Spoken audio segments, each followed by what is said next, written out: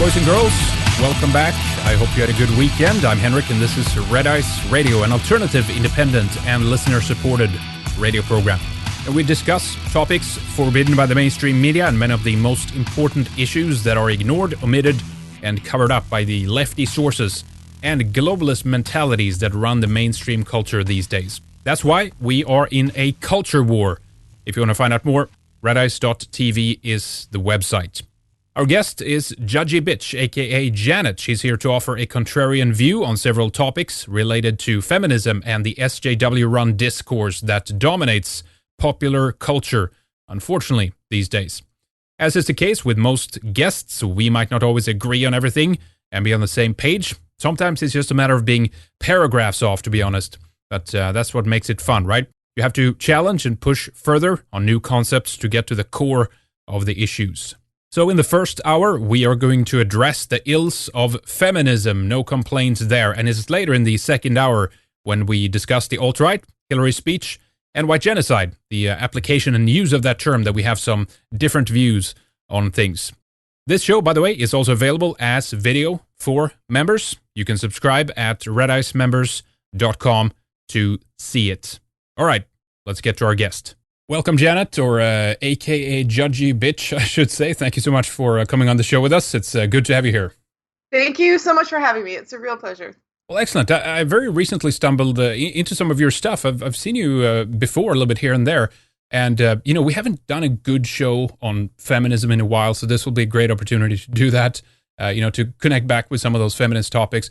But you're into a lot of other stuff as well. I mean, a lot of topics we share. I saw the other day you did a video about white genocide, and I know that it wasn't maybe a favorable video in terms of the usage of the term and whatever else. I'd be interested in hearing a bit more about that later on. But, we also talk a lot about the attack on Western values and the problems with immigration and all these kinds of things. So I think we have a lot to discuss and talk about here today. But just tell us first, kind of cover the basis, I guess. When did you turn into, and I don't know what the right English is there, is it a Judgy Bitch or just Judgy Bitch? I like to think of myself as the Judgy Bitch. The Judgy Bitch. There you go. Thank you. Okay, got it. Yeah, well, I actually ended up taking a women's studies degree by stealth. I didn't know I was taking a women's studies degree. I took film theory because I got to university and everyone said, follow your passions, do what you love, and everything will work out. And I thought, well, I kind of like watching movies, so I took a degree in watching movies. For real, you want to talk about the classic idiot liberal arts degree? I have a film in watching movies. Really? I majored in Keanu Reeves. I have a minor in Johnny Depp. Can I just say how fucking brilliant Johnny Depp is today? He had that big fight with his wife Amber Heard, and there was all this he said, she said, and then she was like, well, I'm taking the moral high road, and I'm donating my entire divorce settlement to charity. Like, oh, sure you are. Johnny Depp paid her settlement directly to the charities she identified. Oh, really? I didn't know that. That's hilarious. It's fantastic. I can't wait for this little gold digging whore to start screaming about how that's unfair. Sure it is. Sure it is. Okay. So you just, you started studying film, and is that the point where you realized how useless it was, or tell us more? Not even then. I mean, I did what I had to do. I was a good little student. I read my feminist theory. I went through, I watched the movies, I analyzed them. The whole thing never really stuck with me. I grew up on a farm with 3 brothers. It's very difficult to convince me that I'm oppressed when it's snowing, it's cold, it's blowing out. The boys have to go with my dad out to the barn with axes to chip water troughs open, and I'm inside making coffee, and I'm the oppressed one. Like, it's very difficult to convince women who live on farms or in any kind of hardship at all that they're the oppressed ones. It just doesn't fly. So I'm studying women's studies. I'm studying all these feminist theories. I'm watching movies. I'm going back to my home with my brothers. I realize I can't talk about any of this because it's complete bullshit, and it doesn't align with any facet of my life. But honestly, the big change came after I graduated with my brilliant degree in watching movies. I realized I was qualified to work at Starbucks and not much else. And I was getting to that age where I'm like, okay, family, marriage, boyfriend, I would like one. That would be nice. So I decided to go and take an MBA, Master's of Business Administration. And my plan on going there was to get my MRS. I was looking for a husband. I had no intention of working in a corporate job, nothing like that. You should hear feminists scream on my website when I admit that. They go ballistic. But I selected an MBA because I thought that was my best chance of finding a husband who shared my values, which I did. And even at that point, I still wasn't particularly critical of feminism, even though I understood it's garbage. These are just women who hate men. I still didn't really care, and I'm not saying that in a way that's proud. That is just simply how women are. That we don't care about something until it hits right home. And I'll tell you when it hit home is when I had my second child, who was a son. I started to think about what the world would look like for him growing up in it. And at the same time, my husband and I were debating whether or not we would like to have a third and maybe a fourth child. I was at home full time, and there was all these women. It was never men. Never once did a man ever say this to me. It would be women saying this to me, that how can you even think about having a third child when you don't have a job? How can you trust this man? How do you know he's not going to, fall in love with his secretary, throw you and the kids out on the street to starve? Like, how can you sleep at night not thinking about this, that you are just one man between you and fucking disaster, that he will destroy you because this is what men are. This is crazy. How did we get to this point? How did we get into a culture that can look at someone he's like the very definition of a breadwinning man, someone who takes great pride in caring for his family, who loves his family? How did we get to this point where people will openly say he is a monster who will allow his children to starve, right, and fuck his secretary? I thought, this is nuts. He's the last man in the world who would do this. What happened to our stories about men who do everything, who sacrifice everything to care for their families? Where did those stories go? So, of course, I started Googling it, right? Stereotypes about men, discrimination against men. Why do people think men are horrible monsters? And that led me almost immediately to A Voice for Men, which was one of the only, back in 2012, was the only websites out there that was really talking about this, discrimination against men and stereotypes, really negative stereotypes about men. So that's how I discovered the men's rights movement. I came into it as a married wife and mother, very concerned about what sort of world was out there for my son. It wasn't until I had a little baby boy that I gave a shit, which is a terrible thing to say because there's so many men in my life that I love and care about, but I never cared enough to even Google it till I had a son. And I think that's a profound truth that we as a culture don't like to admit about women, that they simply don't care what happens to anyone else other than themselves unless it involves their own children. And that's a hard thing to wrap your head around, because we don't like to little girls are sugar and spice and everything nice, right? We don't like to talk about all the awful things that are indigenous almost to femininity and that have to be controlled and that have to have a limit set on them and boundaries set on them. And I was perfectly fine with discussing that. I'm very open-minded. I have 4 brothers. The anger and the aggression and the passion that I met as I was exploring the men's rights movement did not scare me at all. I grew up with 3 brothers. I know this is how guys communicate. I didn't freak out at all. I was like, yeah, okay, let's just keep the conversation rolling and let's see what there is to learn here. And I have to tell you, I learned an absolute lot. And every single time I would ask the question, why? Why is it like this? Where does this come from? Why are men being taken out of their children's lives? Why don't we have equal parenting? Why are mothers considered better than fathers? Why is it okay for a 40-year-old woman to rape a 15-year-old boy, but a 40-year-old man who rapes a 15-year-old girl is going to jail for life? Where Right. does this come from? And I had all the theory was right there in my head. It was right there. It wasn't hard for me to make that connection, to see that the main political force driving these horrible narratives about men and these ridiculous myths about how wonderful women are is feminism. Right. It wasn't hard to connect that at all. So I immediately said, okay, if we're going to help men, we need to take apart this poisonous ideology. It's got to come down. Give us an outline of some of the things that you would criticize the most of the feminist movement. I mean, I know there's these layers now. We're so deep into it. It's second and third and fourth and fifth wave, and I can't even keep track of it anymore, to be honest. And there seems to be enough confusion within the movement itself, that they're starting to bicker and fight with each other now. But what would you pull out of that and direct people's attention to from feminism? Well, there's probably three big ones: the wage gap, rape culture, and families, the attack on families. So we look at the wage gap. There is no wage gap. The very fact that women can survive and maintain absolutely fantastic standards of living in our culture while not having to work the same hours as men isn't evidence of discrimination. It's evidence for privilege.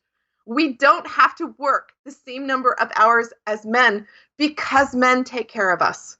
They do that either individually as our husbands, or they do that collectively as the majority of taxpayers.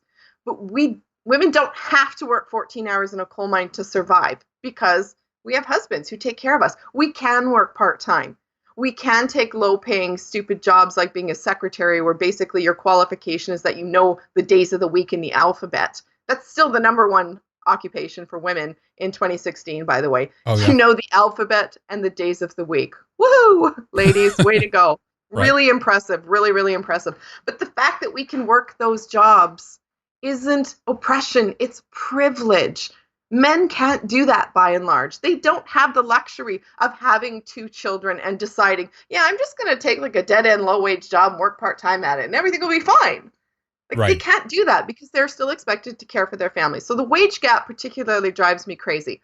The way feminists typically calculate the wage gap is they take the entire population of males of working age and they take all of the income and then they divide it between all those men, and that's the average wage. Okay, they do the same thing for women. They take all women of working age, their average income, divide it up, and that's the average wage for women. Well, they're counting me.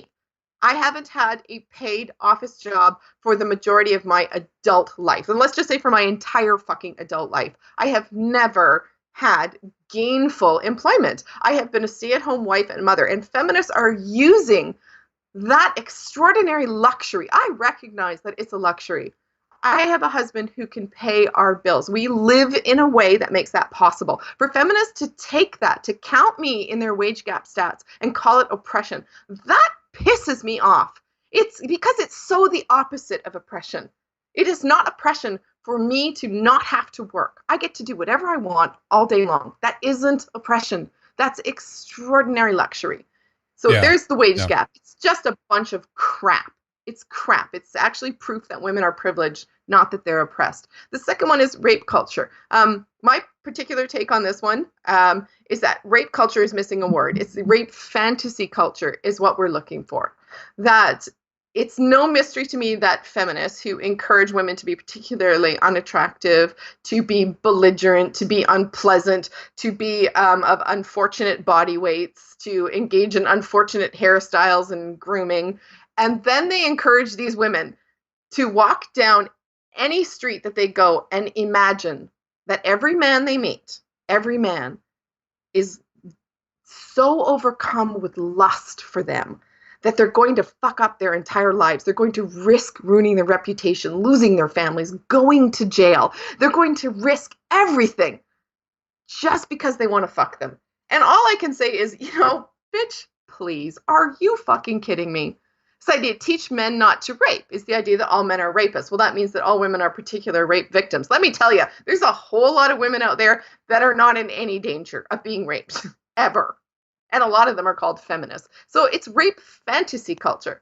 They have actually stripped the sexual narrative of their lives. They've stripped it out of their lived experience, like things like grooming, like doing things that appeal to partners. And then they've replaced it with this insanity that they call rape culture because it's the only way that they can imagine that men desire them. And it's sad, actually. It's one of the very saddest things that I think feminism has wrought for young women who should be at the height of their sexual pleasures and powers. They're actually, they've just been completely and utterly destroyed. That entire aspect of their being has been destroyed. And it's turned into a malignancy that's really, really unfortunate. And of course, it's always these older, hit-in-the-wall, middle-aged, almost menopausal women convincing these very young women who should be some pretty lethal competition, just convincing them to turn themselves into ugly shrews. And isn't that interesting? It sure eliminates the competition, doesn't it?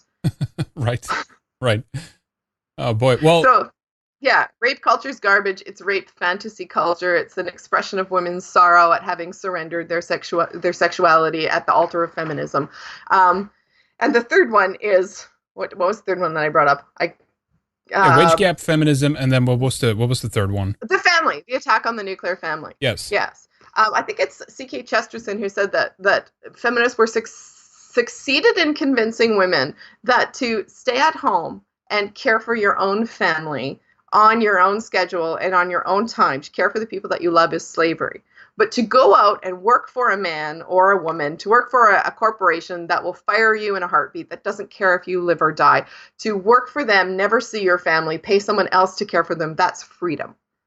That's the central attack on the nuclear family. And what feminism told women is that you won't, if you throw off the shackles of heterosexual nuclear marriage, you throw this off, you won't have to answer to men at all. You get to do whatever you want with no constraints on your behavior of any kind, and it's going to be awesome.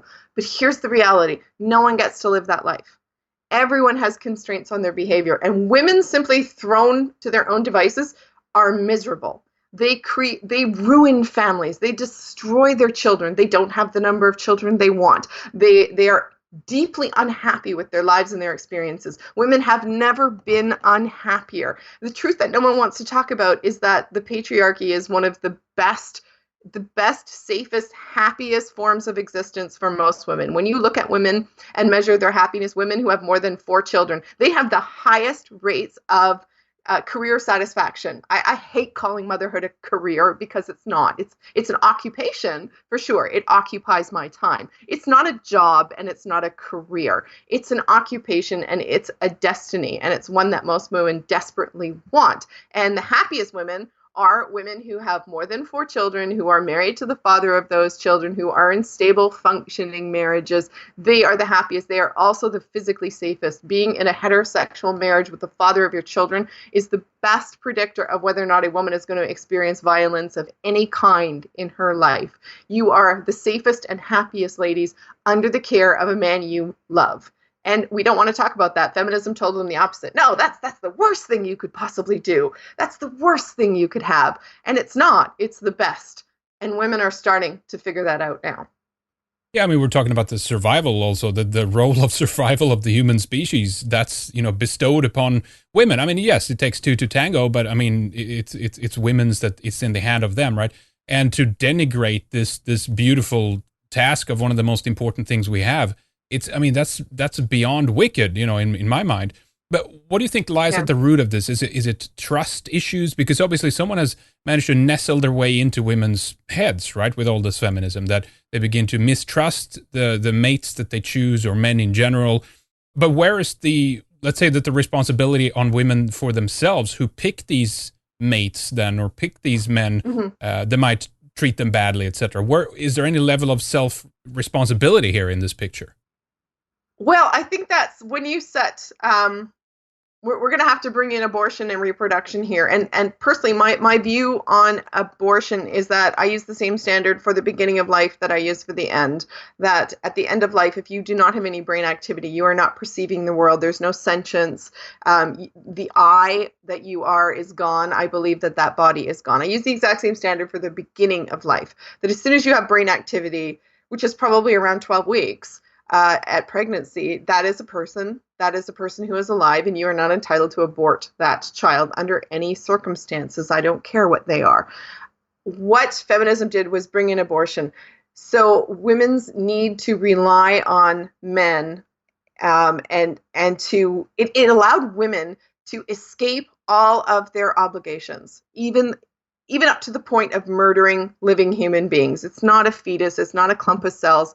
At some point, you have a human being there. And women are allowed to murder human beings to avoid obligations and avoid responsibility. For most of human history, that simply wasn't true. Men could not escape the obligation of combat. You couldn't. You were obliged to defend, at the very least, your home, your village, your tribe, your nation. you couldn't escape that obligation, and women could not escape the obligation of giving birth. Once you have chosen a man and you have sex, you are going to have a baby, and you're going to need someone to help you with that with raising that child. You can't do it alone. There isn't any large government system. So once we brought abortion and birth control into the mix, all of a sudden the constraints on women were gone. They evaporated, and feminism occurred at the exact same moment. When you look at sort of solid Catholic families, Catholic families having 25 children, that's that's not a sustainable model for families. So the Catholic Church, I think, and I'm not Catholic, I'm just looking at observing the culture. The Catholic Church has been very good at maintaining both men and women's obligations by trying to find a way of modernizing and reforming the mutual obligations model that men and women depend on one another and that they are bonded to one another for life, while at the same time allowing family control. But feminism got in there and just stripped every obligation towards society that women had and treated this like it was a fantastic thing. And it probably does seem like your first reaction, if someone said to you, we are going to remove every obligation you have to anyone ever, your first reaction, whether you're a man or woman, is probably, woohoo, yeah, that's awesome. But the reality is that that's not awesome. That's anarchy. That is complete and utter destruction. And feminism jumped on that because they are interested in destruction. That is their final goal. They do want to see the complete and utter eradication of patriarchy, male power, whatever you call it. It's just a drive to power. Is that why they side this unholy alliance with Islam, if you will? That it's open borders advocates. Many of them are feminists. They're in this kind of environment of the social justice warrior. Because I never understood it, to be honest, and we continue to point out the double standards, but there doesn't seem to be connecting the dots here. Some of these women. Well, I think there's two reasons they do it. One is that they are absolutely enamored of this powerful male role. That this is rape fantasy come to life for them. I mean, you import all these crazy Muslim men into your culture, and you suddenly literally are surrounded by people willing to risk everything to fuck you. I mean, that sounds good in theory, right? It's a romance novel come to life for lots of these women. You see women holding up signs saying, I spread my legs for refugees or whatever. They are not good-looking young 18-year-old women doing this. This is middle-aged 40-year-old women thinking, and it's just disgusting. It's so gross. It makes me sick. This is rape fantasy culture. They really like the idea of being brutalized by men. There's a reason that every religion the world has known has always featured a patriarch, that the longing for a father, the longing for strong male authority is deeply ingrained in humanity. You can't get rid of it. All you can do is transfer it. And right now, feminists are transferring it onto these animals from the Middle East. They are stuck in the 7th century. They shouldn't be there. And then on the other hand, women have never had any obligation to defend their nation. They don't have any obligation towards combat. They don't have any sense that if this fucking goes bad, someone's going to have to fix it. And it's not going to be women. Right. It comes right back to this idea of not having any obligations. They have no obligations to the state. They can't be drafted. They have no obligations to men. They can't be held. They can't be held into marriages. They can dissolve marriages for any fucking reason they want. I mean, women literally have no obligations to anyone, and so they're bringing in people who will enforce those obligations in horrific ways. How do we explain that? I mean, was it the reason that men started to back down when they started to get criticized? Because I'm figuring, if they have this patriarchy imposed on them, all these women, right? Why didn't they then kind of accept that and submit to that? And so instead of transferring that to, let's say, Islam or another kind of patriarchy that's moving in, how does that work? How does that mechanics play out? Well, the smart ones did accept it, and we are subsequently living very happy lives. You can go and survey married women to this day, even if they're 20 years old or 30 years old or getting close to 40 years old. Married women with children are still the happiest groups in our society, and consequently, so are the men. So many of us are still We still understand where our happiness lies.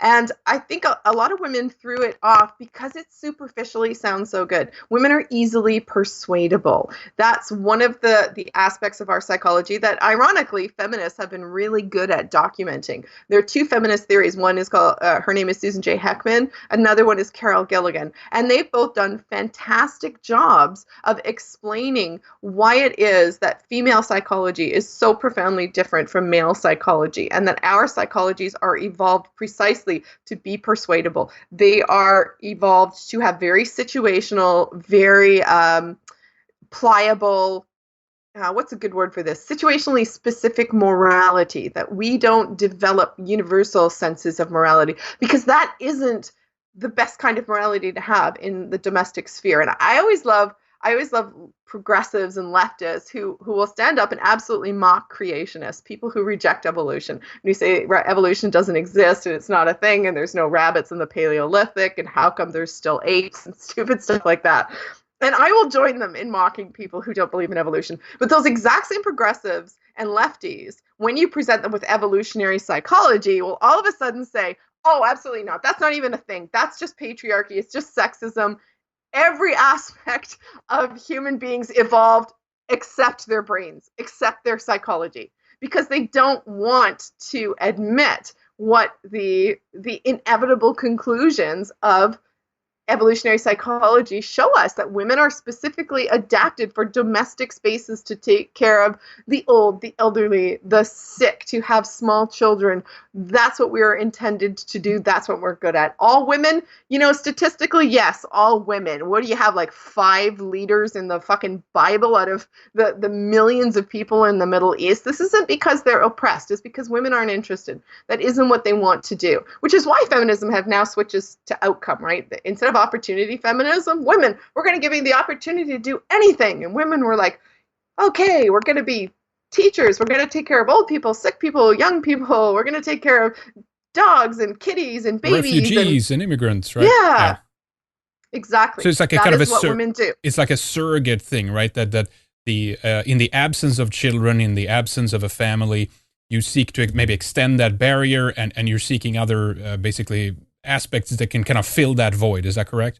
Yes, absolutely. And I just had an experience this past weekend. My husband's friend came to visit with his 4 children. So I had 7 children in the house. And I wanted to give them lots of time to hang out. They were out swimming in the lake doing stuff. I mean, the 2 guys. So I was here with all 7 children. And with 7 children to take care of, you don't have time for anything else. That's it. Your life is just these 7 children. You don't have time to worry about other stuff. And it was a very happy feeling. I mean, it was pretty fantastic. I very much enjoyed it. I sort of regret that we only have 3 now. I would have been a great mom for 7. I think the vast majority of women would be great mothers for 7 children too. And most of them have none, and they're replacing it with dogs and kittens and refugees. Yeah, it's true. It's insane. One of the things I think that's problematic here is the issue of nature, right? That there isn't really an appreciation for the natural things, as you say, that they deny certain things that comes out of us from science and things like this. They even view the family as some kind of fascist unit, right? It's somehow an imposed structure. But I think they've just been outside of the realm of nature for too long. I don't know what happens really there, but it's like that they're isolated. They don't really understand that, you don't get to choose in nature. You have to do certain things to survive. What's the reply to something like this? I mean, how do we bring them back into the natural world again to kind of imply that, you know what, if you want to survive, if you want your civilization to survive, you need to get back into the picture of realizing what nature is. Is that even a possibility, do you think? There's 2 ways that you can do that. One is to just let the world go to hell. Catastrophic war. Women will learn very, very fucking quickly that they are part of nature, and they're not really high up on the food chain. That's obviously not ideal. A second way, which will be difficult in terms of marketing, but very simple in terms of implementation, is to simply remove women's ability to vote. Don't let them vote. Since women do not pay the blood consequences of their leadership choices, they really should not have any say in who those leaders are. Women in America are going to try very, very hard to elect Hillary Clinton, who is going to blow up the Middle East. And bodies and boots are going to have to go and deal with that. And you can't draft women. That's the simple reality. Even if you go to a Supreme Court, whatever, you have a court challenge. Norway says, oh, we're now having mandatory service for men and women. The US Supreme Court says, yes, women will be drafted. The first politician who offers exemptions is going to be elected. And that's what women will do. They'll vote for exemption after exemption after exemption so that effectively no woman can be drafted. Mm-hmm. As long as women can vote, they will never pay the blood consequences of leadership choices. And if they're not going to pay the consequences, they should not have a say. Now, a lot of people say, oh, that it will be impossible to do. It's not impossible to do. Repeal the 19th Amendment in the US. It's very, very simple. Women no longer have the right to vote, period. I mean, it's a paper stroke. And for women who are arguing that they're not part of nature, I would like to see something. We know from in vitro science, we know from science, it's very well established that the length of your fingers reflects your in utero testosterone exposure. I can give you a link to this article. It's very, very interesting. A group of researchers went to a radical feminist conference and they measured the digit length. So I've got a throwing knife here. I'm going to use this as an edge. Typically, women have a longer, you can see that is quite a bit longer than my third finger there. Women typically have a much longer index finger than their pointer finger. That indicates a high level of estrogen in my bodies. Men will have the opposite. This finger is going to be quite a bit lower than their ring fingers. When they went to this feminist conference, what they found was that women typically had high levels of in utero testosterone exposure, that these women were hormonally much closer to men than they are. And they engage in literal penis envy, which is kind of funny. They are jealous of masculine traits because they are physiologically closer to men. So for women who are arguing, and a lot of feminists, you'll notice that a lot of media feminists have the very thick, strong jaws, which they'll say, oh, that's just sexism. You are just pointing out that, women are ugly and that's just typical sexist response. Well, no, it's not actually. That heavy structured jawline is also very typical of high levels of testosterone. And these women aren't just ugly. They are more masculine than your average women. And that's where that feminist paradox that you just had up on the screen, that's where it comes from. The women selling this. Yeah, look at that. I mean, Silicone. Yeah, classic. Yeah, classic. I mean, with a mustache, you wouldn't even know. Well, it's true. I mean, this might be, sound cruel or whatever, and we can discuss the reasons for this. Why is it that these hormonal imbalances occur in the womb of women? That's where, this process is triggered. Then we have endless amounts of endocrine mimickers in our environment, which unfortunately continues that process, right? So this is real science behind this. And I've actually not heard that many people talk about it, unfortunately, because it shows that there is some things that we can do about this. Because why is it, Janet, that, they how do I formulate this? They go in the opposite direction. If they notice that there are parameters or desires, I guess, within, let's say, a young boy to become like a woman, right? Then they go in this impossible direction of turning, giving estrogen, maybe implying surgery and all these kinds of things, instead of basically going back to the normal state, which is to offer, let's say, testosterone to make the boy, a man eventually, right? Why don't they do that? It's so simple.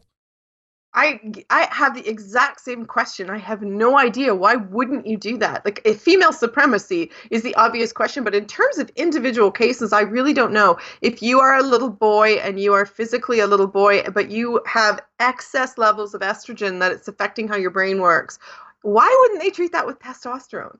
Yeah, right. I don't get that. Why mutilate the body to match the hormonal levels in your brain? Why not make your hormone levels match your body? I can't answer that. I don't know. It seems like a terribly cruel thing. We would need, there are some really interesting, very woke transgender people out there. I think that would be a super interesting conversation to have with some of them. Like Blair White, for example, would be a fantastic one. Interesting. Yeah, this is very interesting. I definitely need to look into the index. I heard the reason why I've heard about that before, actually, because someone looked, I think it was at Michelle Obama when it came to the hand size and the ratio and things like this, Yeah. So, it's a real problem. And as I said, it doesn't mean that, they are responsible, but it shows that many of these feminists, they end up in the same category as men, and they actually begin to compete with men on that same level, right? And it seems almost which is dumb. You are going to get your ass kicked if you try to compete with men on their level. This is Castor Semenya, right? The Olympian who's got testicles. Right. Yep. Looks like a guy, like totally looks like a guy, absolutely fucking killing all the women athletes. Of course he is. Of course he is. If you are going to compete with men on their terms, women are going to lose. And it's all these women with high levels of testosterone who are trying to convince women to do this. Now, the majority of them are saying, no thanks, no way, I am not doing this. Yeah, it was even actually an interesting wrestler. I think it was UFC or something. It was the same thing there. There was a man who had transitioned over to a woman, and it was meeting, contest against another woman, and the woman who actually fought against this transgender person, she said, usually I can get a grip on these on women. I can put out some kind of resistance, right? But in this case, I didn't stand a chance. It was like nothing I've ever competed against before. I don't even know why the Olympic Committee approves these things in the Olympics or in other competitions.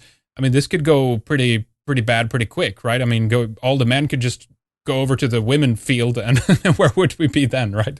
Ridiculous. It seems that's where we're heading, right? That was Fox Fallon, and yeah, that's absolutely horrific. I mean, I do some martial arts training myself, and the idea of going up against a man is unimaginable. Like that, you're gonna die, you're gonna lose. There's just no question. 12-year-old boys are stronger than I am, and I am a pretty fit, strong woman. I work at it, and 12-year-old boys, I have a hard time putting down. A lot of them I simply can't. That's I think most grown women, they live in a world that allows them to forget that. 12-year-old boys, you try going up against a 15-year-old boy, you are not going to make it. Only the most highly skilled, super strong women are going to make it. But we live in a world that allows women to forget that. Just like we live in a world that allows women to walk over to the wall and flip a switch and get electricity and forget that virtually 100% of the work it takes to put that light in your wall is done by men. Without men, if men took a day off, society would absolutely collapse. If women took a day off, you'd have to make your own fucking coffee. With the exception of nurses, women basically don't do anything that's vital in society. Nothing. Women could take a whole day off. They could take a week off. It would be annoying. If men took a week off, everything would stop running. There would be no power. There would be no water. There would be no heat. There would be no money. The entire society would collapse. But we live in a world that allows us to forget that. And, back to your earlier question, how do we remind women that world exists? Well, one way is to simply have men take a fucking day off. Drop a nuclear bomb somewhere. You're going to find out very quickly. If we're going to drop a nuclear bomb somewhere, I recommend Mecca, personally. Now, you mentioned the vote earlier, and I think one of the things that used to be the case is you had a household vote, right? That you actually had the family was seen as a family unit, just that, and and yes, it entailed the fact that the men were doing decisions, but it was for the whole family. It was not to oppress a woman. These were done in consideration to it. The whole patriarchal system has been structured the way it has. Well, because of these natural forces that we're dealing with, but the second is to in veneration of women, right? To take care of them, to protect them, and all these kinds of things. And it's kind of when you think about the whole picture, you really get to a point where you realize that there is an ungrateful lack of appreciation for the sacrifices that men make, and instead we are now seen as the problem. The dangerous thing in this, as I see it, is that you do get movements like MGTOW. You do get a disconnection between men and women where the resentment gets so high that partially some of the consequences that we're seeing from this is plummeting birth rates in the West, for example. These kinds of things, right? That this is having real consequences, and it's not boding well for us because the schisms between men and women is now so large. Can we heal those in some way? Can we bring men and women back together, or how do you view this? Well, I sort of had an idea about that. I'll have to go back. I haven't been back to check the comments. Some of my commenters in my blog can be very, very clever, and they really make me think, and I just love that, running that daily blog. But Canada and a number of other countries across Europe have floated the idea that one of the ways to raise the birth rate is to actually pay women to have children. like pay them a sum of money to have children. Our prime minister paid women very small amounts of money as a monthly stipend to have children. But we were thinking like a full, a full cash, reasonable cash payment for having children, up to say 4 children per woman. And how would that work? Well, it turns out that it wouldn't really work very well at all, because women can't be bought quite that easily. So my idea was, instead of paying women to have children, what if we paid men?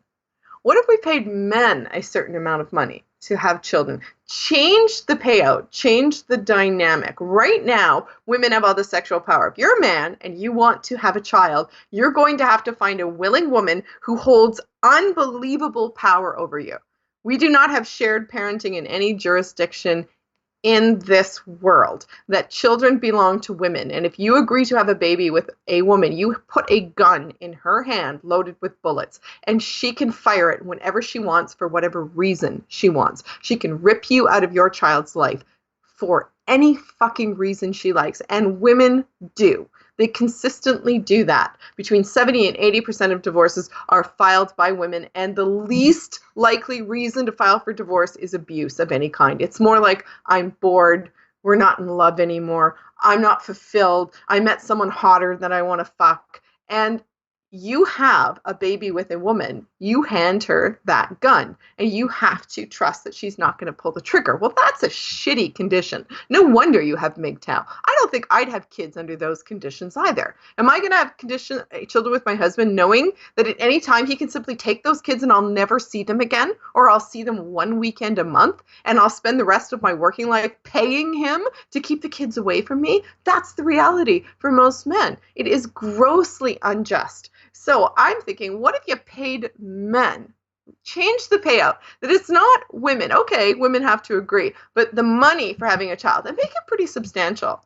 Make it fairly substantial, $5,000, $10,000. That goes to the dad, no matter what. You change the incentives for women to want to remain with the fathers of their children and to have more children. So I don't know. I think that's going to have to be one of the things that we're willing to talk about. So we have to talk about this fact that women have loaded guns that just devastate men's lives, and they are not afraid to pull them. And it's an embarrassing tragedy for me. It sort of makes me a misogynist. Honestly, I hate women for doing that. I hate them for their willingness to hurt men and destroy their families over nothing, over absolutely nothing. It makes me sick. How do we change it? I don't know. It's a tough one. Yeah, it is a tough one. What do you think? I don't know. These are some of the questions I'm thinking about, and some, part of me is like, you have to also reinstate. I mean, despite what women say, I think, as you say, they want it in a certain way, despite what comes out of their mouth, And I think it's also a responsibility on the part of men of just returning to be men. I mean, we have a feminization of our whole culture here. That's happening, and you must have a resurgence of those kinds of elements, and I think that in turn will attract women, and then women want to become more, feminized and be appealing to men.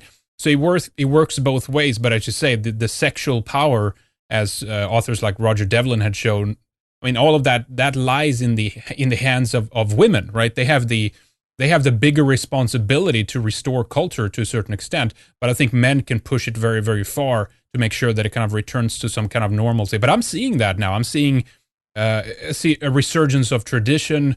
Many on the alt-right obviously they want to have large families and these kinds of things. So I think we're heading in the right direction, just as a counter reaction to all the Swipple SJW nonsense that we see in the world right now. Yeah, I think shared parenting would go a long way towards affecting some of that power imbalance too. Okay, ladies, you can destroy your family. You can do it. Go ahead, walk away. You are not taking the children.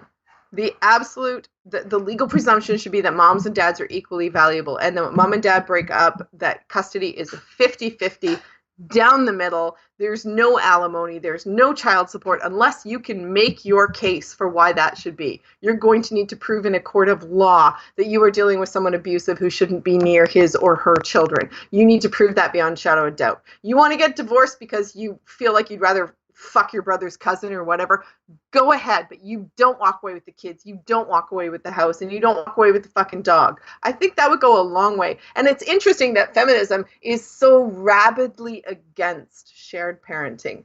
In every case, in every bill that's been tabled in North America, the National Organization for Women and other feminist organizations have thrown tens of thousands of dollars towards defeating these bills. They literally oppose equality between the genders. I think that's a huge testament to how effective it would be. Very good. Now, we're going to take a break here shortly. I want to talk more with you in the second hour, both about the alt-right. I want to talk with you about Hillary's speech on the alt-right. I know you watched it. I want to talk about white genocide, a lot of these topics that you're into as well. But tell us a bit more about the website where people can follow your work. If there's something else you'd like to, I guess, alert our audience to. I don't know. I think you do a show with the Ralph Retort on a weekly basis, right? Tell us a bit about that. I do. Okay. You can find my blog at judgybitch.com. That started in 2012. I started with a friend who had a little boy who was born very, very critically ill. And we set this blog up so that we could chat back and forth about, just stuff to distract her from what was going on. And she was noticing with her very, very critically ill little son that there was a very huge difference in the care that he got compared to the care that little girls got. And we were both just very interested in where culture was going. So that's how the blog started. It's grown quite massively from there. I have over 800 posts. Some of the best posts can be purchased at Amazon. I put them together in a book called Feminism. You can buy that book at Amazon.com, and I've got a few fiction books up there that I like to write. You can watch some of my videos on YouTube. I am not a huge YouTuber. I have, I think maybe 30 or 40 videos up. It's not my favorite thing in the world to do. I do try to keep my content up there. And I do the Kill Stream every Saturday with Ethan Ralph and Nora Malik, who is an incredibly interesting British girl of Pakistani origin who joins us. She's fantastic. She's smart. She's sweet. She's lovely. She keeps us right on topic. And it's fun for me coming as, sort of a middle-aged housewife with these 3 kids to join these Nora's 19 and Ralph's 30 and to join them and keep my finger out on what the youngsters are up to, because I find that very interesting.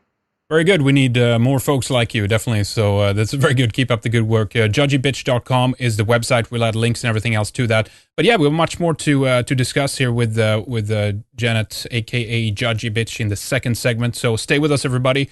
We'll be right back with more. Stay tuned for the second hour, friends. More is coming up. When you want to hear the rest, our members' website is where to go. An entire site for our members, 1,000 shows from New Age, philosophy, and conspiracy in the early days to more pro-European and political in the last couple of years. We've covered most that is within the confines of alternative media. Tons of videos for you on the site. You also can watch our live show, exclusive for members, Weekend Warrior. We're also redoing the member site, by the way. It'll be much better to navigate and much better functions on it as well. So that's coming up. It's only €6 per month. Please support us and help us grow. We are listener and viewer supported, and we spare you from ads for that reason and from commercial interruptions in the show as well. All right, we'll see you on the other side. Thank you so much for listening. We'll be right back.